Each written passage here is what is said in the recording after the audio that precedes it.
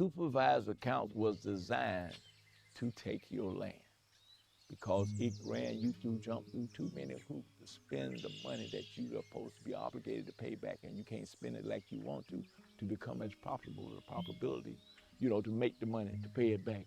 You lose that because you run up and down the road trying to get him to sign your check.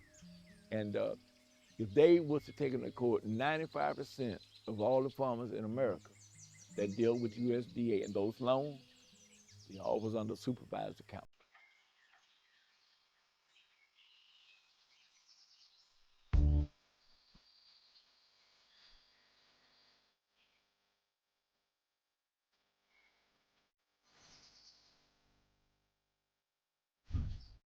Greetings. Hi, my name is Ugo. I am a master's student here at UC Davis, obtaining my degree in international agricultural development.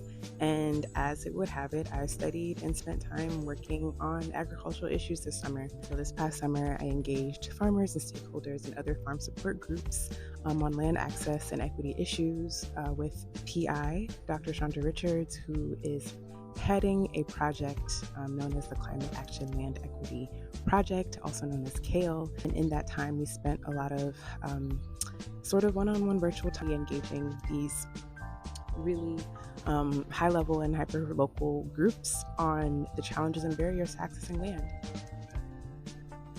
It's not only just a legacy project, but it's a countrywide project. It's an ongoing query and question as to how you really equitably and repairably bring land back to farmers who have been established and who have been growing our food since the inception of this country. And I think coming from a background where there is land ownership in my lineage and my legacy, but really holding to heart the legacy of Black farmers throughout this country and here in California.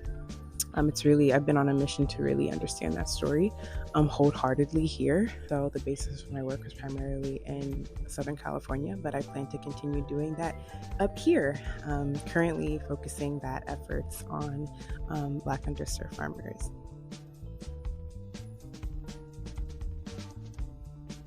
And so with the sort of process this summer that has been sort of ongoing with the ALEFT, the Agricultural Land Equity Task Force, under the Strategic Growth Council, we were able to have some dialogues and host some conversations that gave folks an opportunity to weigh in on those recommendations as they currently stand, as well as just continue to ask and dialogue and just sort of bridge community and really understand at the level of CALE's objectives, which is, it's in the name, climate action and land equity, how this really engages new and beginning farmers in particular.